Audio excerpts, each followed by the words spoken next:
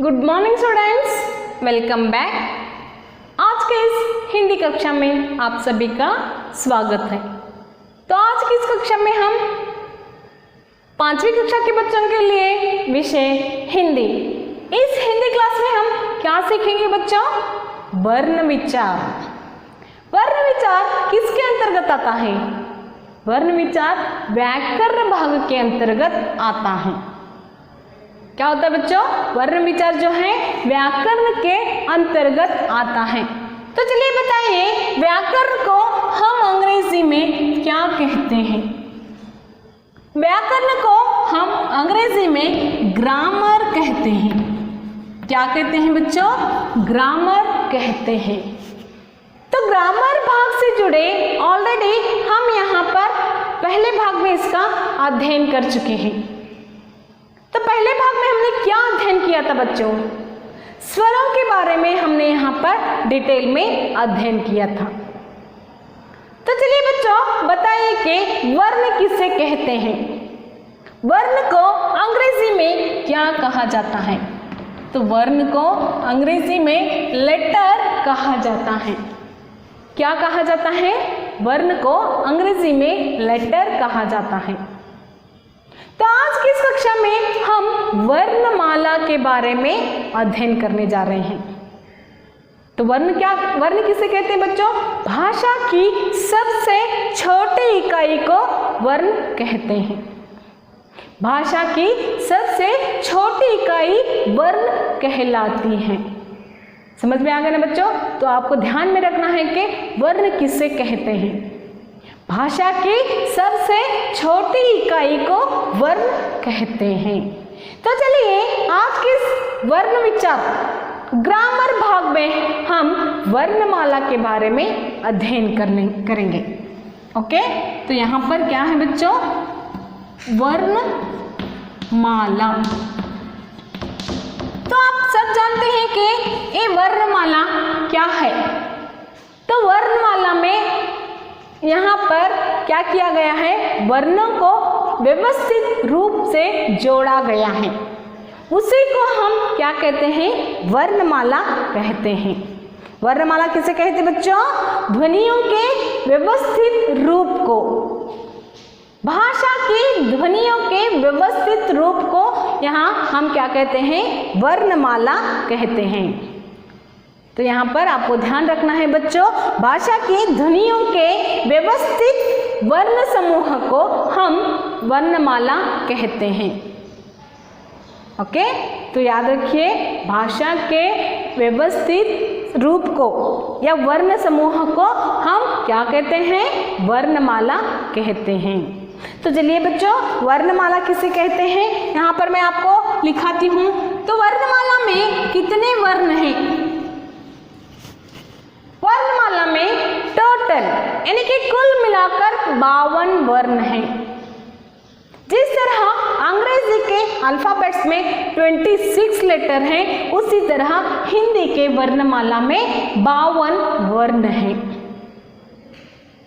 और उसी तरह जिस तरह अल्फाबेट्स में ओवेल्स होते हैं, कॉन्सोनेंट्स होते हैं, यहाँ पर भी क्या है? वर्णमाला को 2 भागों में बांटा गया है। 2 भागों में बांटा गया है। तो चलिए पहले मैं यहाँ पर वर्णमाला किसे कहते हैं इसके बारे में यहाँ पर क्या करती हूँ, आपको व्याख्या लिखाती हूँ, जो आपको यहाँ पर ध्यान में रखना है। भाषा की ध्वनियों को, भाषा की ध्वनियों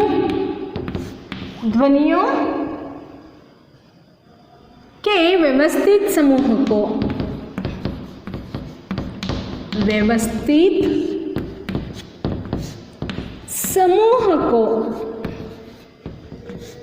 समूह को वर्णमाला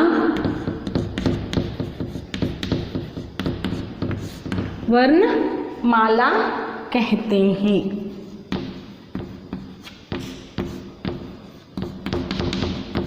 वर्णमाला किसे कहते हैं बच्चों? यहाँ पर वर्णमाला जो है किसे कहते हैं? देखिए यहाँ पर ध्यान दीजिए, भाषा की ध्वनियों के भाषा की ध्वनियों के व्यवस्थित समूह को वर्णमाला कहा जाता है। तो इस परिभाषा को आपको क्या करना है, ध्यान में रखना है। ओके, तो चलिए वर्णमाला में भी हम यहाँ पर क्या किया है, दो भागों में से बांटा गया है। पहला क्या है, स्वर, और दूसरा भाग क्या है बच्चों, व्यंजन। व्यंजन, तो लास्ट क्लास में मैंने आपको स्वरों के बारे में यहाँ पर आपको डिटेल में इसका जो यहाँ पर हम इसे अध्ययन कर चुके हैं। डिटेल में हम इसे क्या कर चुके हैं बच्चों, अध्ययन, या फिर स्वरों के बारे में मैंने पूरी तरह आपको स्वर किसे कहते हैं, स्वरों के भेद कितने हैं, ह्रस्व स्वर किसे कहते हैं, दीर्घ स्वर किसे कहते हैं, इसके बारे में आपको यहाँ पर बता चुकी हूँ। ओके, तो यहाँ पर स्वरों में भी दो भाग किए गए हैं। स्वरों में भी क्या किया गया है बच्चों, दो भाग किया गया है। और स्वर कितने हैं, 11 हैं। स्वर में दो भाग हैं, जो ह्रस्व स्वर है और दूसरा कौन सा है, दीर्घ स्वर कहा जाता है, दीर्घ स्वर कहा जाता है। तो यहाँ पर स्वरों के भी दो भेद किए गए हैं, जिन्हें ह्रस्व स्वर और दीर्घ स्वर में बांटा गया है ना। तो आज हम यहाँ पर क्या करेंगे, व्यंजनों के बारे में अध्ययन करेंगे। व्यंजनों के बारे में डिटेल में अध्ययन करेंगे। तो यहाँ पर मैंने लास्ट क्लास में जो भी यहाँ पर अध्ययन कर चुके हैं उसके बारे में थोड़ा रिवाइज कर चुकी हूँ। तो नेक्स्ट आगे बढ़ते हैं हम व्यंजनों की ओर। व्यंजन किसे कहते हैं बच्चों, व्यंजनों को उच्चारण करने के लिए हमें क्या करना पड़ता है, स्वरों की सहायता लेनी पड़ती है। क्या करना पड़ता है बच्चों, व्यंजनों को हम उच्चारण करने के लिए, व्यंजनों का उच्चारण करने के लिए हमें किसकी सहायता लेनी पड़ती है, स्वरों की सहायता लेनी पड़ती है। आप जानते हैं बच्चों, सिर्फ और सिर्फ स्वरों की मात्राएं होती हैं। समझ में आ गया बच्चों, यहाँ पर क्या होता है, सिर्फ और सिर्फ क्या होता है, स्वरों की मात्राएं होती हैं।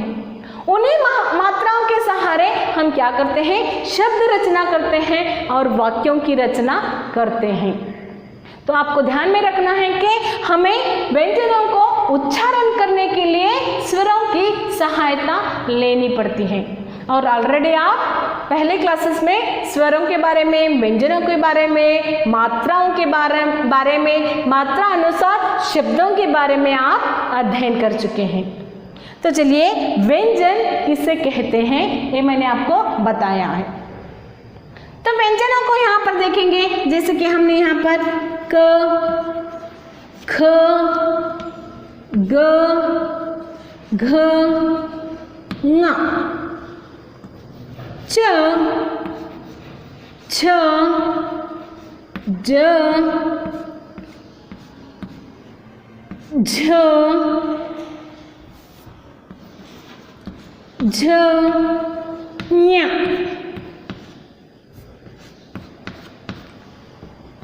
ट, ठ, ड, ढ, न, त, थ, द, ध, न, प,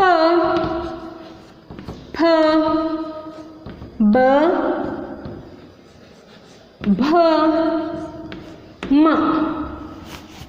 और भी यहाँ पर बहुत सारे व्यंजन आते हैं जिनके बारे में हम बाद में इसका अध्ययन करेंगे। तो चलिए बच्चों, यहाँ पर हम क से लेकर क्ष तक जो है वर्ण, उन्हें हम क्या कहते हैं, व्यंजन कहते हैं। और व्यंजनों को उच्चारण करने के लिए स्वरों की सहायता ली जाती है।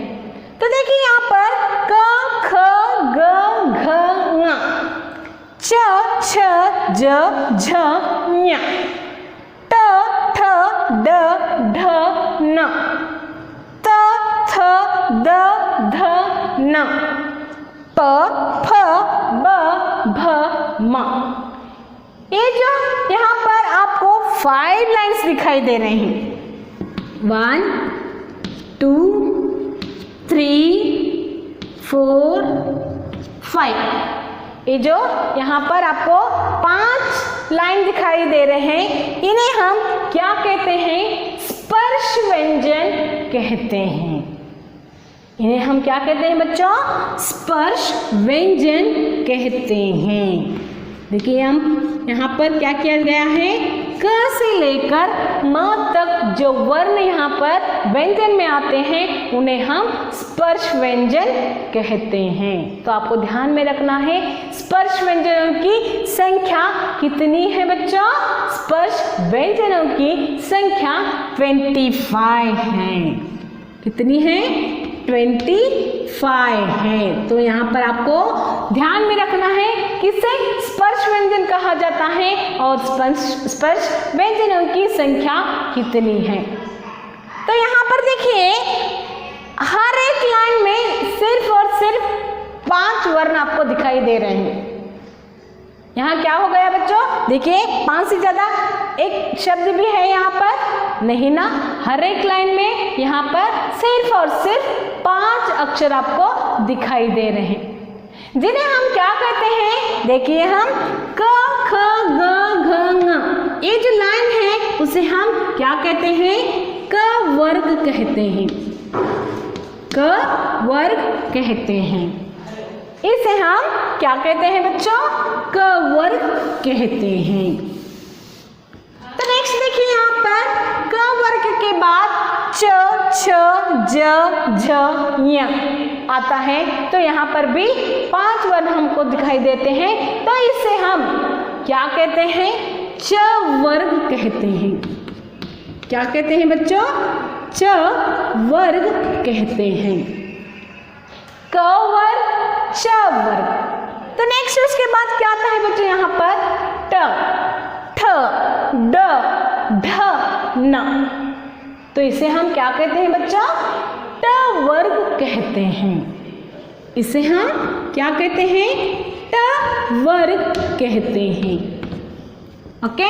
तो नेक्स्ट देखिए नंबर 4 पर क्या है बच्चों? यहाँ पर त थ द ध न। तो इस वर्ग को हम क्या कहते हैं? इस वर्ग को हम त वर्ग कहते हैं। क्या कहते हैं बच्चों? त वर्ग कहते हैं। ओके। तो देखिए नेक्स्ट यहाँ पर आगे देखिए कौन सा वर्ण है? प फ ब भ म। तो यहाँ पर शुरुआत में कौन सा कौन सा वर्ण आता है बच्चों? प। तो इसे हम क्या कहते हैं? इस लाइन को हम प वर्ग कहते हैं। इसे हम क्या कहते हैं बच्चों? प वर्ग कहते हैं।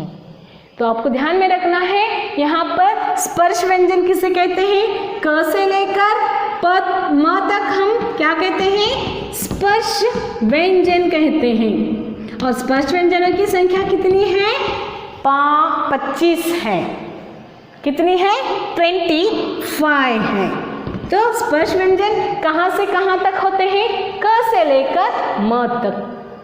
और इन्हें हम क्या कहते हैं? जैसे कि यहाँ पर क वर्ग क्यों कहा जाता है? क्योंकि यहाँ पर शुरुआत में क से स्टार्ट होता है, इसे हम क वर्ग कहते हैं। बिल्कुल उसी तरह च वर्ग यानी कि च से स्टार्ट होता है। ट वर्ग, त वर्ग और प वर्ग यानी कि यहाँ पर जो आरंभ में वर्ण दिखाई देता है उसी को वहाँ पर उसी का वर्ग कहा जाता है। तो क वर्ग में कितने वर्ण हैं बच्चों? 5 वर्ण हैं। कितने हैं? 5 वर्ण हैं। तो दूसरे लाइन में च वर्ग में भी कितने वर्ण हैं? यहाँ पर 5 हैं। नेक्स्ट ट वर्ग में वहां पर भी 5 वर्ण हैं। तो आगे देखिए त वर्ग में वहां पर भी 5 वर्ण हैं। और नेक्स्ट लास्ट में यानी कि अंत में प वर्ग, और प वर्ग में भी कितने वर्ण है बच्चों? वहां पर 5 हैं।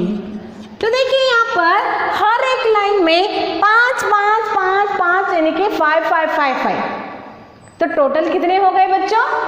25 वर्ण हो गए। कितने हो गए? 25 वर्ण हो गए। इन्हें हम क्या कहते हैं? स्पर्श व्यंजन कहते हैं।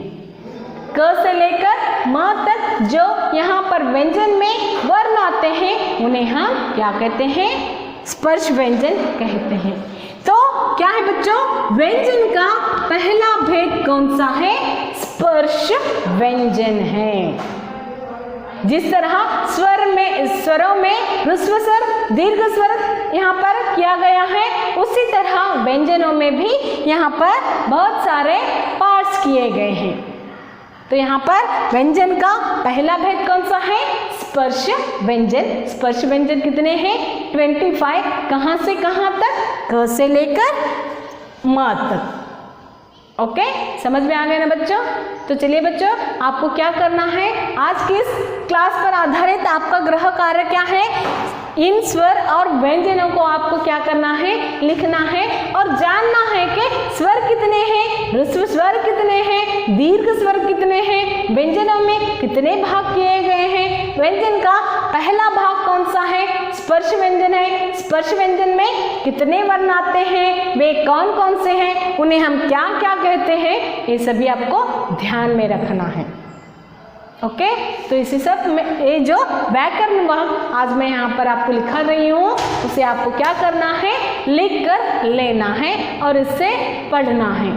ओके, तो चलिए बच्चों, इस व्याकरण भाग व्यंजन का पहला भेद कौन सा? स्पर्श। तो इसे यहीं पर समाप्त करते हैं। दूसरे भेद के बारे में हम नेक्स्ट क्लास में इसका अध्ययन करेंगे। तब तक के लिए बाय, टेक केयर।